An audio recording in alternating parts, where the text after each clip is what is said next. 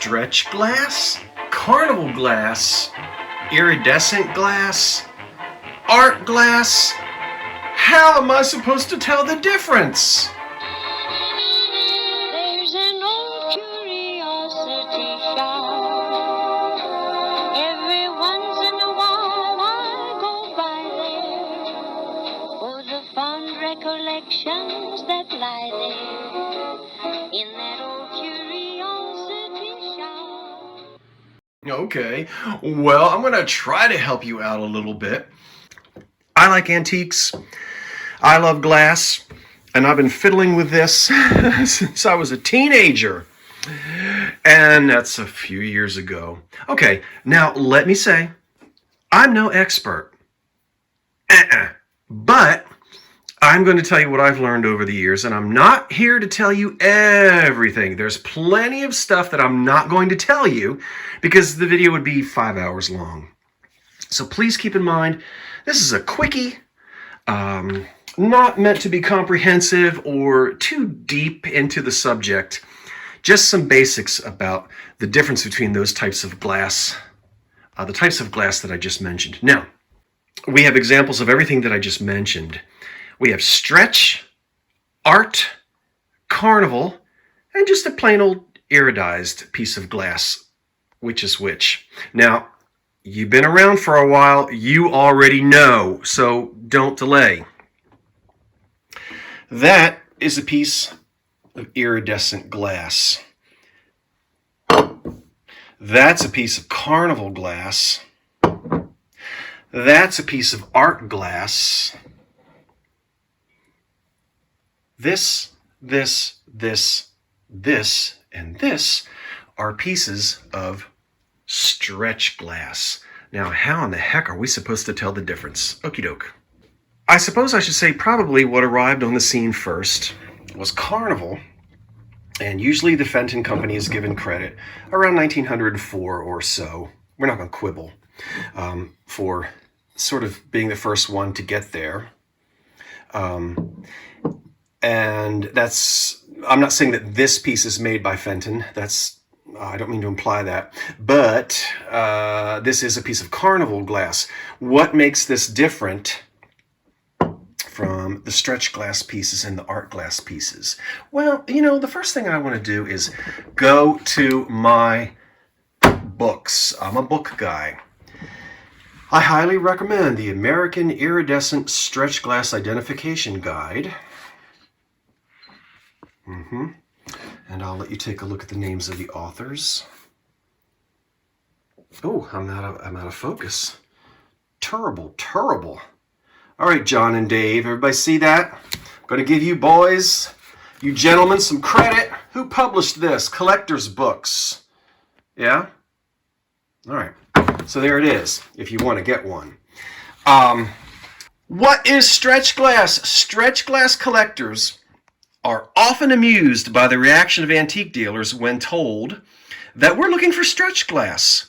Some figure that we must be talking about those soda bottles from the 1960s. You remember them with those big stretched necks? Most of them simply shrug their shoulders and ask us to point out a piece if we find one in the shop. Because of its iridescence, stretch glass is often thought of to be some kind of art glass, some kind of strange carnival glass. In fact, stretch glass was described as the poor man's Tiffany or Steuben art glass when it was presented to the glass distributors in 1917.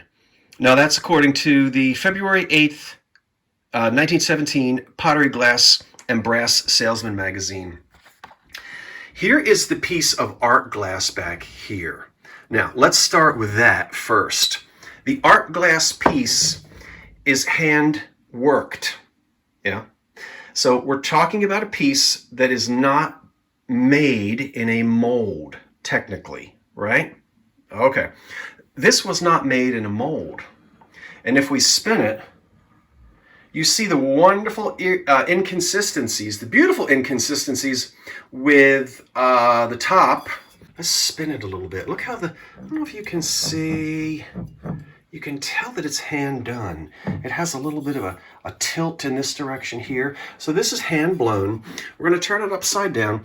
There's the polished pontil. There's a signature on the bottom. Good luck. If I asked 10 people what was that signature, I would get 10 different answers. But there is a signature scratched on the bottom. Looks like provolone to me. I don't know. Doesn't matter. I really don't care. I've had this piece of glass since I was about 25 years of age. The pontil is where we can see, and it's been polished. So that's where it is blown. That's where it is snipped off of the blow rod, yeah, and it's polished off so that it doesn't scratch the top of your table. And that vase is really pretty. Now, what's confusing is, oh no, wait a minute, it's got stretch marks and it's got iridescence. Well, okay, just remember, handmade, right? Hand blown art glass. This one happens to have iridescence, and it also happens to have the stretch effect. We'll talk about how it got that stretch effect in a little bit. But there is the piece of art glass. You know what? Okay, we'll just leave that there. That's the piece of art glass that I wanted to talk to you about. There are other characteristics, but basically the art glass you're going to look for, does it have a polished pontil on the bottom? Are there some slight inconsistencies where you can see that it was handmade, hand blown, and not made in a mold or by a machine? All of these other pieces are totally machine made. There's a little bit of handiwork involved maybe, but this one was blown by hand. Okay, let's see. Don't be fooled by LCT scratched on the bottom. Anybody can put old Louis Comfort Tiffany on the bottom of a piece of glass, and it doesn't mean a doggone thing. Early Carnival was considered decorative. See? If the iridescence had stretch marks, this one has no stretch marks on it. This one doesn't. However, several of the later pieces, especially some made by Imperial, had the stretch effect. So let's talk about that. Art glass, Carnival. Carnival is usually highly embossed. Now, I know you all see that crack in there. Doesn't bother me at all. This is just for me. I'm not selling that. This, without the iridescence and without the color, you might think that that looks like a piece of EAPG, Early American Pressed Glass. And indeed, it's basically Early American Pressed Glass with color and with iridescence. But we don't see that extra firing where we have the stretch marks. So this is fired, allowed to cool, Carnival glass.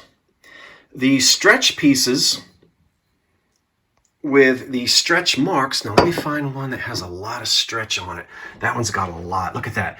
It's almost referred to as onion skin. Now you see the iridescence. Look at the colors of the rainbow, but you also see those stretch marks. Okay. That comes from spraying it with a certain mineral type spirit, salts, whatever, and then they fire it again. Sometimes the stretch glass, this one was made in a mold, and they can sometimes be hand tooled afterwards. In other words, once this came out of the mold, if the Fenton company or any company wanted to crimp it, they could then crimp the edges. So even though there's some handiwork to some pieces, it would still be considered stretch and not art glass because this was blown in a mold. And we're not going to see, if we look closely, we might find some mold lines. There's a mold line right there. And there'll be one over here on this side as well. But because they fire this glass twice, sometimes you don't see the mold lines. All right, I feel like I'm not being specific enough. Let me go back. This will really alleviate any confusion. What is the official definition of stretch glass? Well, it was put forward by the Stretch Glass Society, and here it is, quote, "Stretch glass is pressed or blown molded glass that has little or no pattern and it's sprayed with metallic salt while it's hot. When finished, the handmade glass will have either a cobweb iridescence equal to stretch marks or a plain iridescent effect, and it's velvety or shiny in luster. In some rare instances, some stretch glass with an overall pattern will have been put in the manufacturer's line of stretch. Old stretch glass was made in the United States from 1916 to about 1935. So Carnival, you see no stretch marks at all. Fired one time. Look at all of the busyness of the pattern. Carnival comes out first. As Carnival is waning in its popularity, and consumers are wanting something a little simpler, as we get into the 20s, the teens and the 20s, we move into this glass here. Now you'll see, especially on this piece over here, you see no decoration on it at all. It's the beautiful color, the iridescence, the stretch, the dust that I haven't gotten off of it yet. And if anybody's looking at my picture frame and saying, oh my gosh, doesn't that man ever clean his house? Well, you old-timey antique dealers know, and antique lovers know that ain't dirt. That's old silver loss from the mirror. But I need to say that because I guarantee you, if I don't say that, someone will say, Scott, you need to take some Windex to that mirror. No, you don't. Okay, so blown in a mold or pressed in a mold, it's got stretch marks on it, see? And it's iridescent. Stretch glass. Yeah? Carnival glass. No stretch marks. Very busy. Looks like early American pressed glass with all of the buttons and bows and the stars and the pinwheels and whatnot. Lots of decoration. But also blown in a mold. These pieces here, this beautiful piece here, shall I really confuse everybody and throw in Vaseline glass? Oh my word, okay. Well, we could call this piece a piece of iridescent glass. We could call it a piece of stretch glass. We could call it a piece of Vaseline glass, but we can't call it a piece of Carnival glass because it isn't Carnival. No, that's plain old stretch. Now, all those decorations in there, that's from the mold. But it's not nearly as busy as that. Right? Okay. Carnival. Stretch. Wait a minute, what's this Vaseline stuff? Well, that's the nickname it gets. That's not Vaseline. However, both of these have uranium, and they'll both fluoresce under UV light or black light, but it is accepted by collectors that Vaseline glass can have a little green tint. You'll see a little green tint in this, not much, but overall it is yellow. This would not be called Vaseline, but you'll see it referred to as that. Now you say, well, why are you being so picky? Well, folks, when you're selling to collectors, yeah, you got to know what you're selling and you got to market it correctly. All right. Stretch glass, blown in a mold, fired, taken out. They spray it again to give it, and then it cools, and it can be hand worked a little bit, like crimped and so forth, as it's cooling, but while it's hot, it's sprayed, and as it cools, we get these stretch marks. So fired twice, this not. So we've moved on to the Florentine green piece by Fenton, and I'm not really talking about companies right now or colors. Persian pearl, they had all these colors, sapphire blue, ice blue, blah, blah, blah. But I just happened to mention Florentine green by Fenton. And that's that piece there, which is stretch. Now notice the stretch marks on this, not as pronounced as on that one. Okay, it just depends on the rate of cooling, how much spray it got, and so forth. And then here's a pretty blue piece, which is not missing its lid. Oh, that's missing a lid. Nope. Yes, it is. I saw one with a lid. Yes. But when the sides are cupped like this, and on this particular, this is just an open candy or compote, whatever you'd like it to be for, bonbon, whatever. This never had a lid. The sides of it, do you see how they're what do you say? It's cupped, I guess, or sort of rolled in slightly. This particular one had no lid. If the sides were not cupped like that, it might have been an example that had a lid. Oh gosh, the price is still on this one. I paid $8 for it. At this particular store, that's a V and a ... which stands for 5, 6, 7, 8. They put that on there. I can get it off with ink if I take some water to it. So that people can't change price tags at that particular store. So I paid $8 for that. And then this piece back here, again, in this lovely pink color. Let's bring it under this bright light. Really see the stretch marks on it. Well, I'm trying to get you, there we go. Almost like onion skin, or some people will say oil on water. Now, this made in a mold. And we can really see they've actually incorporated the mold lines into, I think, let me feel, yeah, right there. That's a mold line right there, and I can feel it. You say, well, what about there? This is part of the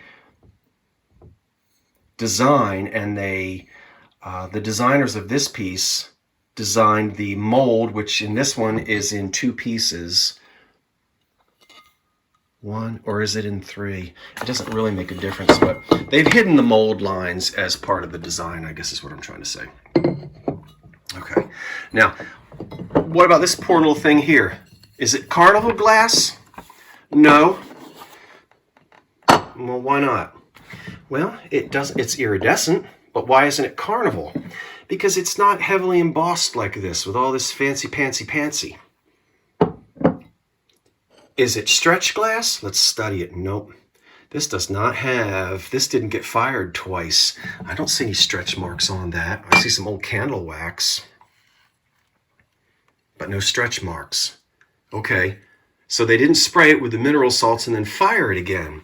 Is it art glass? No, this was made in a mold, obviously. So, how would we describe that?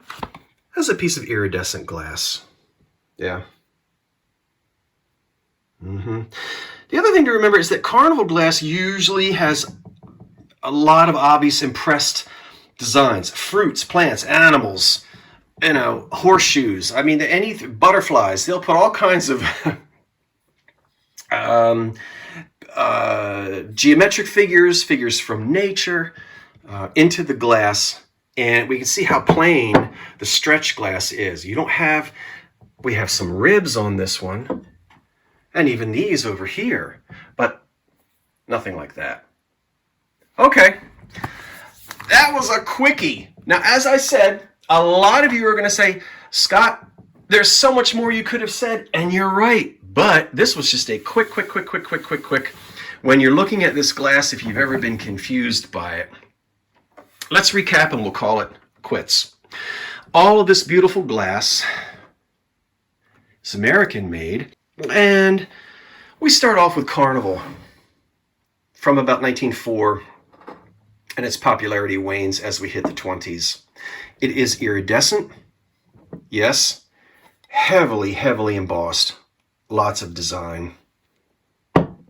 Carnival.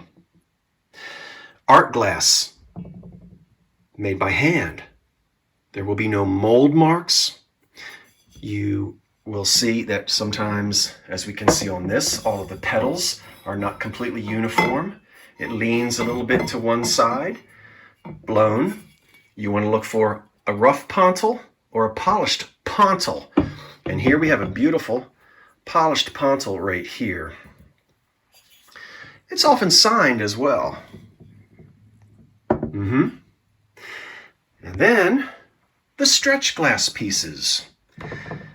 Inexpensive, blown or pressed in a mold, sprayed so that they have a lovely iridescence, brought out of the heat, and while they're hot, they spray them a second time. They might tool them a little bit by crimping some edges, and I don't have any here to show you where the edges have been crimped. Like we see this here, these edges. A tool was used to make this design. These all just came right out of the mold.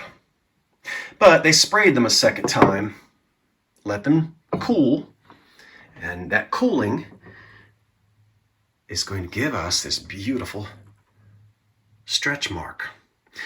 Who made this stretch glass? Most of the companies that made Carnival also made stretch. Most of them. You know, Fenton, Northwood, US Glass, Imperial, Dugan Diamond, Vinyl, Lancaster, Central Glass, others, Jeanette, Morgantown? No, not Morgantown. Ooh, what am I? There's a big one I'm forgetting, but oh well. Sometimes your brain just can't remember. And then finally, this is the last little thing here. No fancy. Wait, did we already talk about that? I think we did. Okay, iridescence. The only piece here that is a piece of Vaseline glass is that one, because it kind of looks a little bit like the old jar of Vaseline that Granny had, and you still have in the back of your bathroom cabinet. And then the other piece here, I guess I could go get my black light and let you see how it how they iridesce under the black light. I'll go do that in a second. Is this piece here with the green in it. I still just called this is stretch glass. You never really hear me say uranium glass. That's not a term. That's a fairly recent term. Oh, probably just during the internet age, when a whole new crowd has discovered that this glass will glow under a black light. And it seems like now anything that glows under a black light, everybody just blanketly calls it uranium glass. I go much deeper than that, because if I simply list that online as a piece of uranium glass, none of my stretch glass collectors are going to find it, right? If I don't know that it's Fenton Florentine green, none of my Fenton Florentine green folks are going to find it. So a lot of it has to do with marketing too. But it's okay, to go ahead and say that it's got the uranium in it. A lot of people love collecting this just because it glows. I didn't write any of this down, and I didn't practice it ahead of time. I guess I probably could have, and it might not have been quite as confusing. If you have any questions, please ask me, and I'll go back through and try to answer them. I hope I wasn't too confusing. Hey, go out and get yourself a good book.